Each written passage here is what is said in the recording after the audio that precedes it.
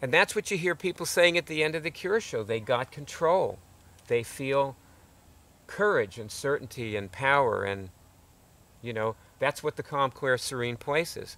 It's alertness, perceptiveness, and it's also empowerment. It's knowing that you can achieve whatever you need to, because you're not at the mercy of emotions that are beyond your control, and like bad spiritual urges. Let's put it that way.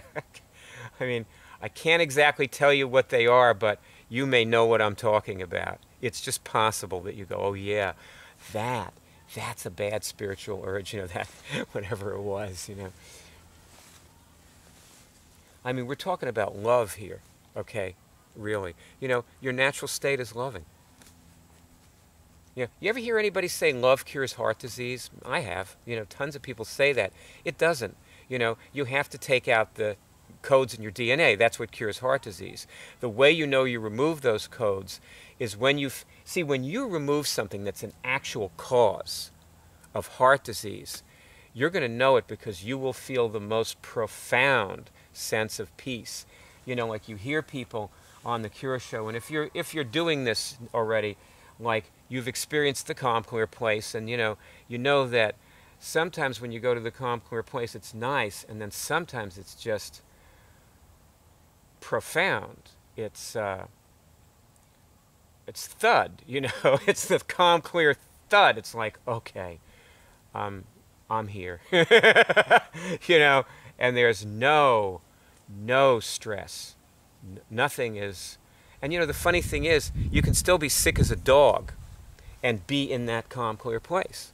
You know, you can still be, you know, you can still have codes in your DNA that will cause events in your body that will kill you. And you can feel so wonderful. And that's why, you know what a lot of people have in the past, that a lot of people have just abandoned this, like they've quit doing it. You know, they've stopped, you know, curing themselves. And the reason they've given is, well, it doesn't last. You know, thank God it doesn't last. Thank God it is a signal. And you don't go to the calm, clear place and just stay there, because then it would never be a signal again. And I'm telling you that you will, and I did this, by the way, I've done this. I would walk through a park in Philadelphia many years ago.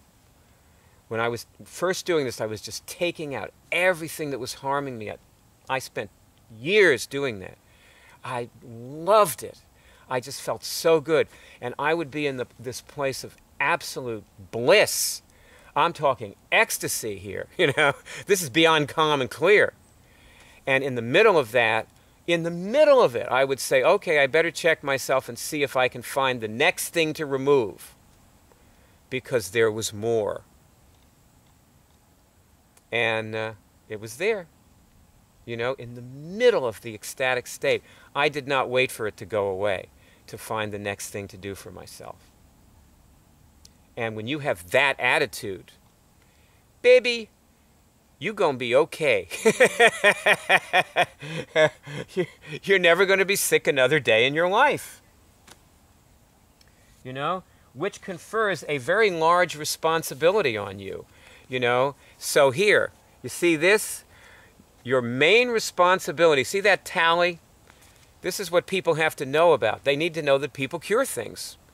And that means you're responsible for creating the tally, which means we close the poll every week. This is a weekly poll.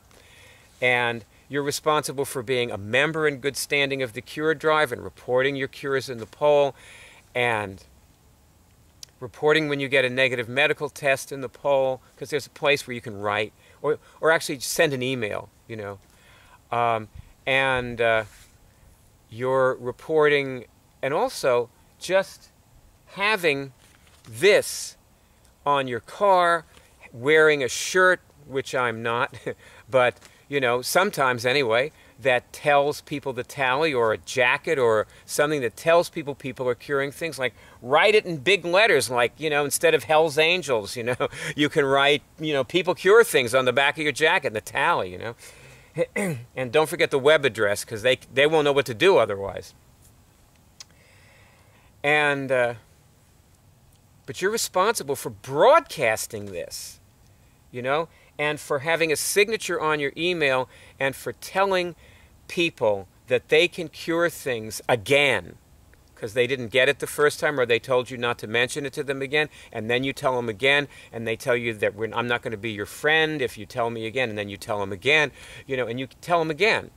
And if they're not your friend, it means they were a waste of time in the first place, and they were never your friend, okay? But if they are still your friend, then, you know, you tell them again, you know, till they know, and they cure stuff. And you don't stop, because if you stop, you will stop. Something in you stops.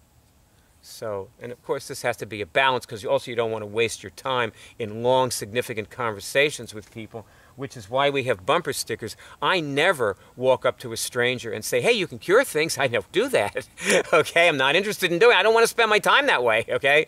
You know, so I have the sticker on my car. That's what I do. And I get my car and I drive away and I go on to my next errand. That's what I do. Believe me, I do not spend my life talking to people like one-on-one like I'm talking to you in this movie. I don't have time. I wouldn't have made the movie. God. But, you know, we got to stick with our friends, too. You know, we got to be there for them. Because mostly they're not there for themselves. Like, they just can't get out of their own way. That's what friends are, you know? They're, like, fallible, you know? Little guys, even if your friend is the Pope, he's fallible, you know? What can I tell you? He's a fallible human being, and you got to be there for him and love him, you know? Even when he's holding his ring out for you to kiss, you can just ignore it.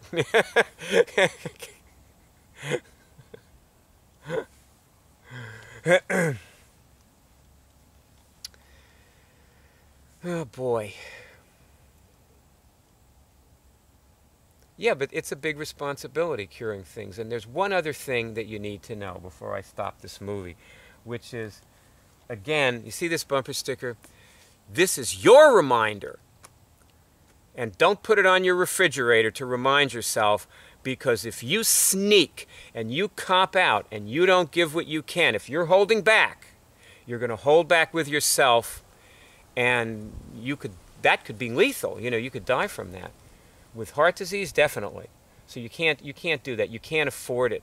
You know, it's just like, you know, when you do 12-step, one of the things you learn to say is, I can't afford that.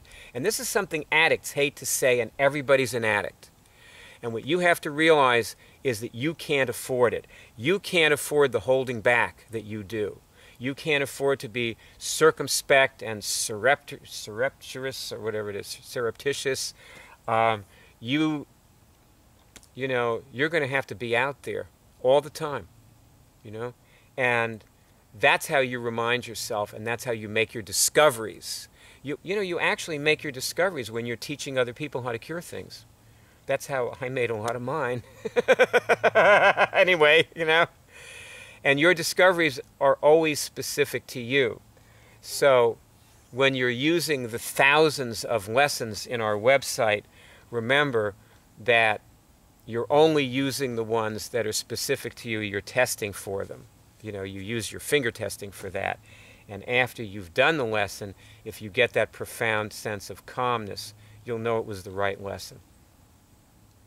And if you don't get that, go on to do the next thing, whatever that is, till you do. Till you come into the light.